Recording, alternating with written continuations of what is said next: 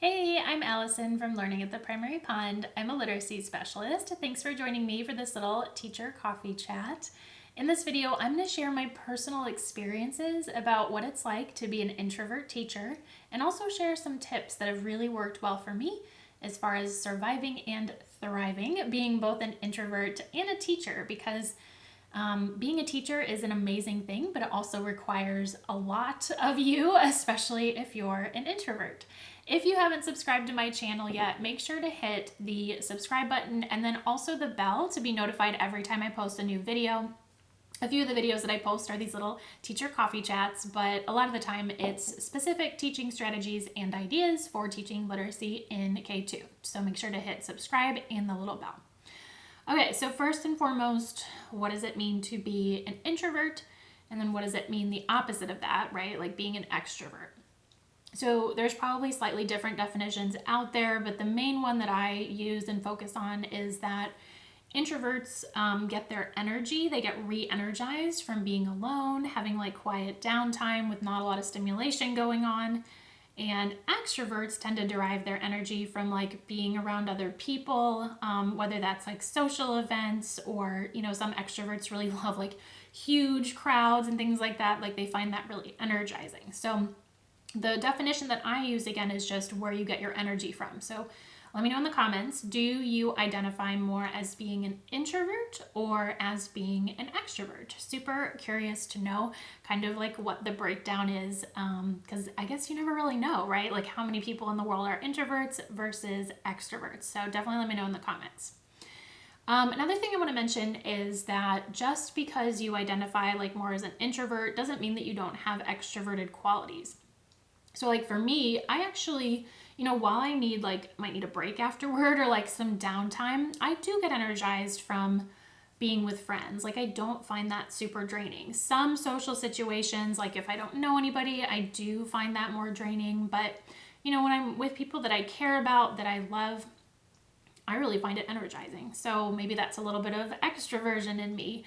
I've heard the term ambivert, and I'm not super familiar with that, but I think that it just means that maybe you have some qualities of both, or you switch back and forth situation to situation. I do identify more as an introvert, but I know I have some extroverted qualities as well. What it does not mean to be an introvert is that you are antisocial or you don't like people. I mean, I'm sure there's some introverts that are like that, but most of us are not. We enjoy being around people. It's just that we might need like a break afterward to do something quiet, to unwind, a little bit of downtime to get our energy back. Okay, so now let's talk about what it means to be an introvert teacher. Now, teaching is an amazing profession in my experience, in my opinion, but there's a lot going on, right?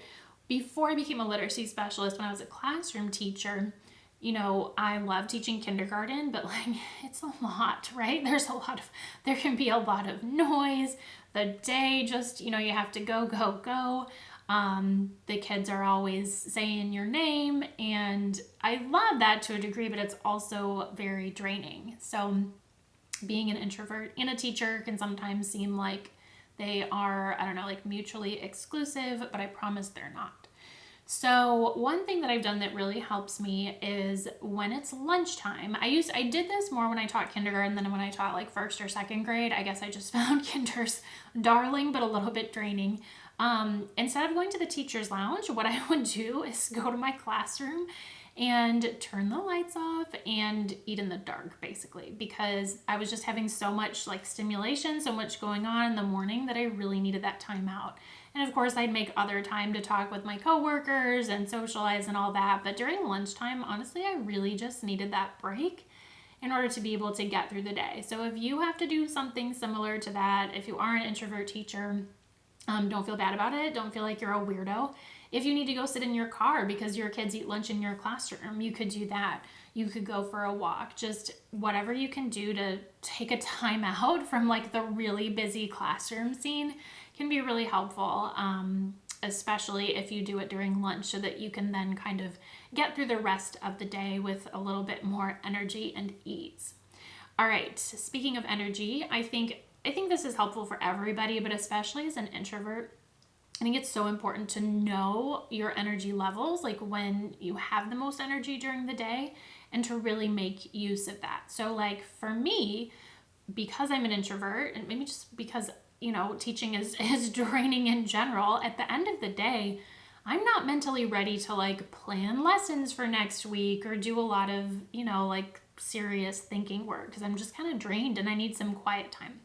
So because I know that about myself, typically I'll try to leave pretty soon after the school day ends, after the kids leave. If there are certain things around the classroom, like cleaning something up or organizing some tasks that aren't like quite so much of a brain drain, I will do them at the end of the school day. But I just know that I honestly kind of need to get out of there. And if I go home and take a break, I may be able to pull out some papers and do some work a little bit later, but I just know that I need that break. So this means that typically I will do a lot of my planning before school, before the kids get there. I love like the quiet setting, just being able to focus. That is another trait of a lot of introverts, that you really, need kind of like a quiet setting to do your best work or to do your heaviest thinking. So planning lessons, I would definitely do in the morning. And then if I have, like planning breaks throughout the day, I plan ahead of time what I'm going to accomplish in those breaks. This is not just because I'm an introvert. I just think it helps to be more productive in general, because imagine the difference between having a specific plan. Oh, okay, when the kids are at PE from 12:30 to 1, I'm going to accomplish this, versus the kids go to PE, you come back and you're like, what should I work on, right? It just tends to waste time if you don't have a specific plan. And because as teachers, our planning time is so limited, I think it's really important to make the best use of that. Okay, so anyway, I do have a plan for every single, like period that I have free when I'm working and the kids aren't there. And I also think about my energy levels when I'm planning my planning times. So in the afternoon, my brain just isn't as sharp, I would say. So things that are more like physical, like moving around the classroom, I'll do those in the afternoon. And then in the morning, my brain is a little bit sharper and I have more energy. So if there's lesson planning to be done, long-term planning, I'll do that then. Making copies is a great thing for the afternoon as well, because that doesn't, take too much mental energy. So those basic tasks go in the afternoon, and then my heavier thinking tasks go in the morning, including before school. So knowing my energy and having a plan for every single part of my day, not just when the kids are here, has been really helpful. I think just as an introvert teacher, but also just in getting more done and being more productive, because I'm not somebody who A, has the energy, or B, wants to stay at school all day long. That's just, or all night long, right? Like that's just not for me. It's not what I prefer to do. Okay, so next tip is not to overplan your weekends or like your time after school in the evening, especially at the beginning of the school year. So the beginning of the school year to me is especially draining as an introvert teacher, because you might have like parent events where they're coming in and you're talking to a bunch of adults. And to me, sometimes that can be more draining than talking with the kids every day. So beginning of the year in general is just tiring, probably for most of us. So I am really intentional that during the beginning of the school year, my weekends, I may have like one social event per weekend, but that's pretty much it, because I just need the downtime to decompress, sometimes even to get something done, because back to school time is just so busy. I really don't overschedule myself. I might have like one social event during the week as well, but not more than one, because I know I need that time. If I even have one during the week, sometimes at the beginning of the school year, all I can do is basically just get through the day and get home and rest. After the beginning of the school year is over and I'm kind of in the swing of things, I'm still cautious about how many like things I take on, whether it's extra responsibilities at school or, just like social events, things with friends, both after school and on the weekends. It helps if you kind of have rules for yourself, and this comes through experimentation, really. So like, can you handle 2 social events a week? Can you only handle 1? And then it also takes some pre-planning too. I love using a digital calendar, but of course a planner works well also. So when I'm making plans with friends, I'll look, and if I have a school event or school events a certain week, I probably won't make plans with them. During that week, I'll usually make those plans on the weekends, just so that I have a little bit more time to recharge. Sometimes too, I've noticed that like I've gotten better about this, but I've, had like like my eyes were bigger than my stomach, I think is the right way to say it, or a good phrase that expresses it. But basically, I felt like, oh yeah, I can do this and this and that will be so fun. And then when I actually get into it, I'm like totally dreading it. And I don't have enough energy to get through the week. So it helps to be really intentional about what you're planning after school, as well as what you're planning on the weekends. Because I feel like sometimes in our culture, everybody's just like, go, go, go, do all the things. There's so many amazing opportunities that we have available to us. But at the same time, like, who wants to feel drained and tired all the time? You need to know yourself and be able to say, okay, no, I'm not going to do this because I really need that time to recharge.